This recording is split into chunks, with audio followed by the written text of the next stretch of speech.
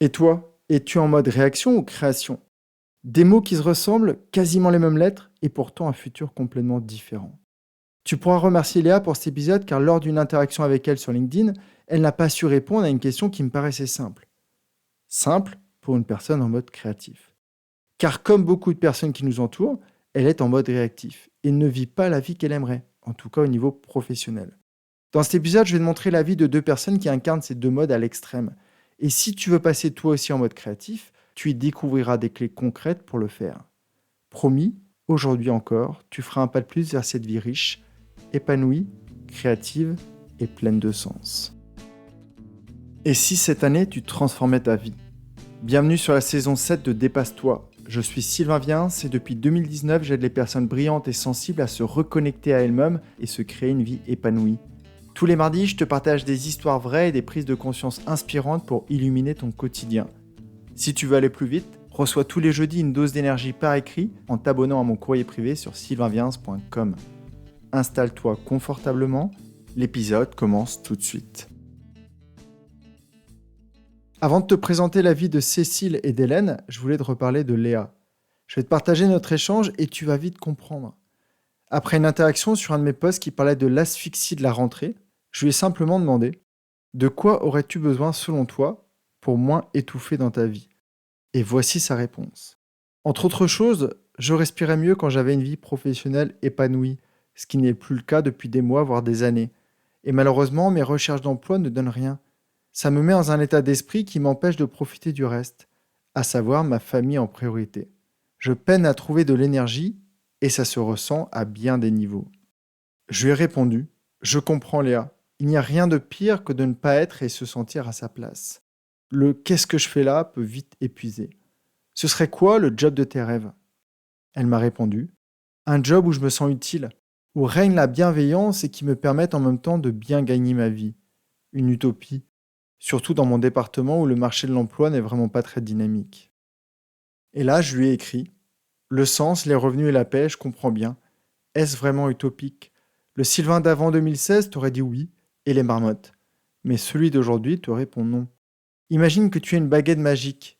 À quoi ressemble cette entreprise? Sa mission, ses valeurs? Tu fais quoi concrètement chez eux? » Et là, plus de réponse. La discussion s'est arrêtée là. Jusqu'au lendemain où Léa m'a écrit « Sylvain, ta dernière question était très pertinente et à vrai dire, j'y réfléchis encore. » Tu vois, Léa est bloquée dans la croyance que son job de rêve n'existe pas. Pire encore, qu'elle ne le trouvera jamais. Et pourtant, elle ne sait pas vraiment ce qu'elle recherche. Et c'est ce qui se passe pour beaucoup de personnes autour de nous. Elles veulent une vie heureuse sans savoir à quoi elle ressemble. Là, j'ai envie d'aborder avec toi deux exemples, deux cas très extrêmes de vie réactive et de vie créative. Celle de Cécile et d'Hélène. On va commencer par Cécile. Dès le réveil, à 6h45, son stress commence à monter. Elle clique 2 fois sur le snooze de son téléphone. Son rituel matinal, c'est d'ouvrir ses mails pro et le groupe WhatsApp des parents d'élèves. Elle soupire déjà, alors que sa journée n'a même pas commencé. Au fond d'elle, elle se répète « J'espère qu'il n'y aura pas de galère ». Elle prépare le petit déjeuner en râlant. Si tu lui demandais pourquoi, elle te répondrait sûrement « Je suis seule à tout gérer ». Quelques mots un peu houleux échangés avec son mari qui ne peut pas déposer les enfants à l'école parce qu'une réunion lui a été imposée la veille. Et la voilà déjà en train d'accélérer le pas pour arriver à l'école. Dans le métro, elle se projette déjà dans la réunion de 9h. Sa matinée se déroule en pilote automatique. En réunion d'équipe, elle ne parle pas, mais sa posture le fait pour elle. Regard sur le clavier, épaules basses.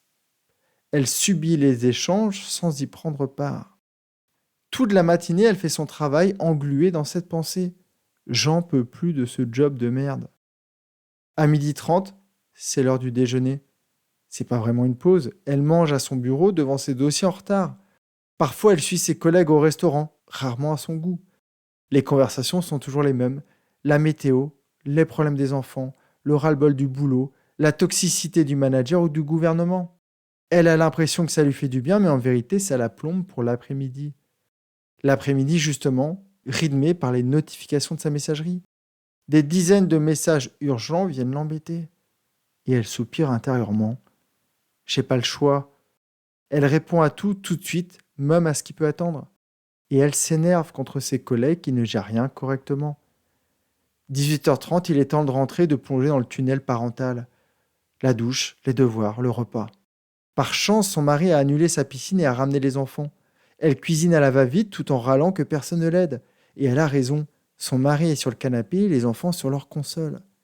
La discussion à table tourne souvent à la confrontation. La fin de journée arrive. Cécile scrolle sur Instagram, compare sa vie à celle des autres ou s'avale devant la série que son mari lui propose, histoire de fuir leur réalité. Parfois, un éclair de lucidité la traverse. Demain, je ne referai pas la même journée. Mais au fond, elle n'y croit plus. Elle sait qu'elle reproduit le schéma de sa mère et se souvient s'être juré de ne jamais vivre ça.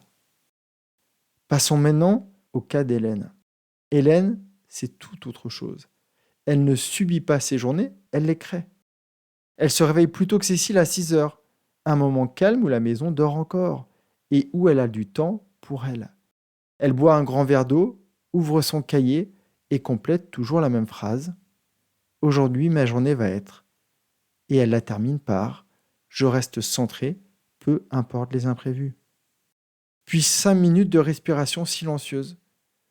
Au petit déjeuner, tout le monde discute calmement. Elle demande à ses enfants leur programme du jour et vérifie avec son mari l'organisation, sans aucune tension. Ils se quittent par un baiser langoureux. Debout dans le métro, elle écoute un podcast inspirant, où elle échange des sourires avec ces quelques personnes vraiment présentes, déconnectées de leur smartphone. Sa matinée est fluide. En réunion, elle pose des questions qui recentrent le débat. Et en sortant, elle remercie l'organisateur d'avoir respecté l'ordre du jour. Elle priorise les demandes qu'elle reçoit et n'hésite pas à en refuser sans culpabilité.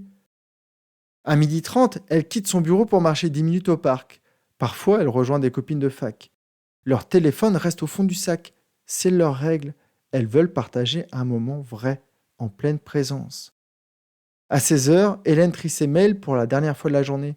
Puis, elle referme sa messagerie. Pas question qu'une demande faussement urgente fasse déraper son après-midi. Avant de partir, elle range son bureau et prépare son macro-planning du lendemain.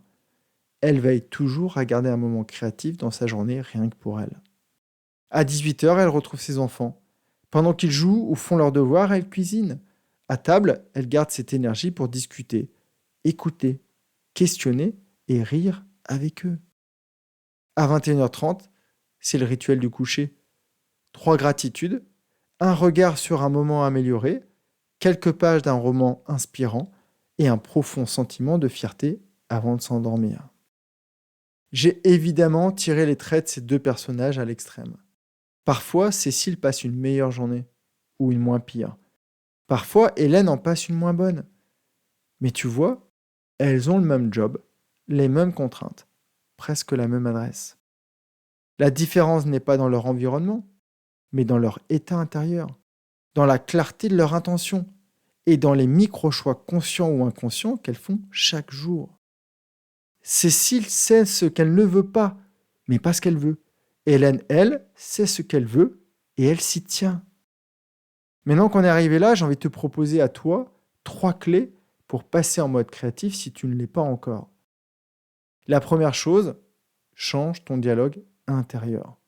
Cécile n'arrête pas de se répéter « je suis fatiguée, j'en ai marre, je veux que ça s'arrête ». Elle rumine tout ce qu'elle veut éviter. La pression, les collègues pénibles, sa charge mentale. Et plus elle le dit, plus elle la renforce, plus elle s'enferme dans cette vie qu'elle n'a pas choisie. Hélène, à contrario, elle se répète tous les matins ce qu'elle veut de la journée. Et elle sait que ce qu'elle va faire, ça va la rapprocher de sa vision à très long terme. À chaque journée, elle précise cette vision, elle l'affine, et elle se met en mouvement, avec intention, avec conscience. Et là, il n'y a pas de question de chance. Peut-être un peu, peut-être que les parents d'Hélène étaient déjà comme ça, et lui ont transmis ça, mais Cécile pourrait apprendre à faire de même. Aujourd'hui, tu sais que tout ça peut changer. Tu peux transformer tes croyances, tu peux transformer ton langage intérieur, et tu peux aussi jouer sur ton énergie. La deuxième clé que j'ai envie de te partager, elle est beaucoup plus concrète. Je vais te proposer de prendre une feuille, un stylo, et de tracer 3 colonnes. Dans la colonne A, ce qui te déplaît dans ta vie actuelle. Dans la colonne B, le contraire, ce que tu veux vivre. Dans la colonne C, une toute mini action pour aller de A vers B.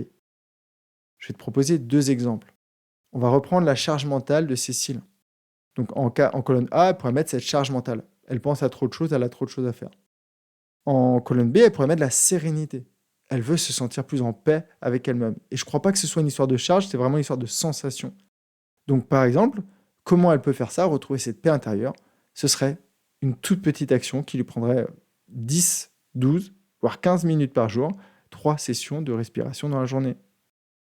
Continuons sur Cécile. Si dans la colonne A, elle mettait dispute amoureuse, les tensions qu'elle a avec son mari parce que son mari doit être un peu comme elle et doit être en mode plutôt réactif que créatif, elle pourrait mettre dans la colonne B des échanges constructifs et dans la colonne C, par exemple, une soirée par mois sans Netflix pour parler de nos projets. Dans l'idéal, il faudrait le faire beaucoup plus régulièrement, mais c'est déjà mieux que rien. Donc une fois par mois, on coupe les écrans, les enfants sont couchés et on se pose face à face. On se questionne sur ce qu'on veut vivre dans la vie. Et c'est simple, c'est concret, c'est hyper efficace. Mais pour ça, encore une fois, comme je le dis souvent aux clientes et aux clients que j'accompagne, il faut que l'autre personne ait envie de le faire aussi. Donc si le mari de Cécile n'est pas d'accord avec cette vision de la vie et d'accord de passer en mode créatif, ça va bloquer. Troisième conseil que j'aurais envie de te donner, la troisième clé, c'est de reprendre la main sur ta journée. Commence là toujours par un moment rien que pour toi. Un moment où tu nourris tes valeurs, tu nourris tes besoins. Ça peut être du yoga, ça peut être de la lecture, ça peut être un petit déjeuner en pleine conscience, ça peut être une balade avec ton chien ou ta chienne. Et fais pareil le soir. Un moment calme, rien qu'à toi. Un moment où tu peux faire de la gratitude, où tu peux revenir sur des situations que tu as envie d'améliorer dans ta journée. Et troisième chose, pareil, parce qu'il y a le matin, il y a le soir, mais entre ces 2 moments, tu peux peut-être aussi rajouter un moment rien que pour toi. Ce que j'appelais bloc créatif dans l'épisode. Ça peut être juste 15 minutes. Tu bloques les mails, tu bloques la messagerie, tu te mets en mode avion, et là, tu réfléchis à ce que tu veux vivre, à peut-être une problématique que tu vis aujourd'hui et que tu as envie de résoudre. Comme ça, tous les jours, tu vas faire un petit pas. Donc si tu es comme Cécile, tu as maintenant 3 clés pour reprendre le gouvernail de ta vie. Et si tu es déjà comme Hélène, tu as peut-être trouvé de nouvelles pistes pour aller encore plus loin. Ce que j'ai juste envie de te dire aujourd'hui dans cet épisode, c'est engage-toi à créer la vie que tu mérites. Et peut-être en commençant tes journées avec ce mantra. Aujourd'hui, je redeviens l'auteur de ma vie. Je la crée avec confiance et conscience. Chaque jour, un peu plus. Je te la répète. Aujourd'hui, je redeviens l'auteur de ma vie. Je la crée avec confiance et conscience. Chaque jour, un peu plus. Chaque fois que tu vas le répéter, ça va te faire un petit rappel. Et peut-être que le soir, au moment de ton écriture, tu peux te prouver à toi-même que tu as tenu ton engagement avec une petite action. Peut-être que c'est refuser un repas auquel tu n'as pas envie d'assister. Peut-être que c'est d'aller faire une balade autour du parc à côté de chez toi. Vraiment un petit engagement, une toute petite action qui va faire que tous les jours, tu vas te coucher avec ce sentiment de fierté en ayant eu l'impression d'avancer. Parce que c'est ça qui est le plus important. Il n'y a rien de pire que de faire du surplace. S'il y a pire, c'est de rétro-pédaler, de faire du rétrogradage. Avance un peu plus tous les jours. Moi, je te retrouve jeudi dans mon courrier privé. En attendant, prends vraiment bien soin de toi. Je t'envoie plein de belles énergies et je te dis à jeudi. Bye bye. Merci d'avoir écouté jusqu'ici et si cet épisode t'a parlé, il parlera sûrement à quelqu'un que tu aimes. Alors pense à le lui partager tout de suite. Pense aussi à me laisser une note sur ta plateforme d'écoute et abonne-toi au podcast pour ne rien louper. Je te retrouve jeudi dans mon courrier privé et je te dis à très vite.